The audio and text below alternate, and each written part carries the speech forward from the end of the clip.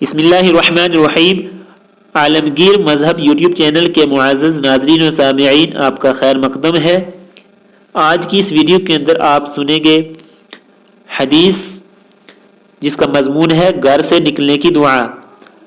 عن انس بن مالک ان النبی صلی اللہ علیہ وسلم قال اذا خرج الرجل من بيته فقال بسم الله توكلت على الله لا حول ولا قوة الا بالله قال يقال حينئذ هديت وكفيت ووقيت فتتنحى له الشياطين۔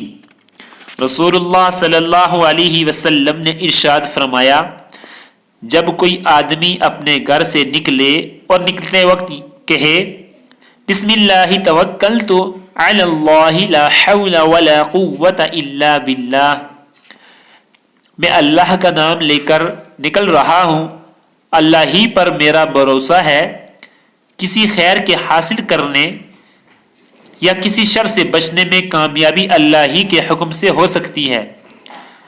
تو عالم غیب میں اس آدمی سے کہا جاتا ہے، یعنی فرشتے کہتے ہیں، اللہ کے بندے، تیرا یہ عرض کرنا تیرے لیے کافی ہے، تجھے پوری رہنمائی مل گئی اور تیری حفاظت کا فیصلہ ہو گیا، اور شیطان مایوس و نامراد ہو کر اس سے دور ہو جاتا ہے۔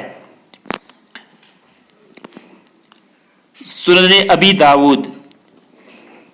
جزاکم اللہ احسن الجزا۔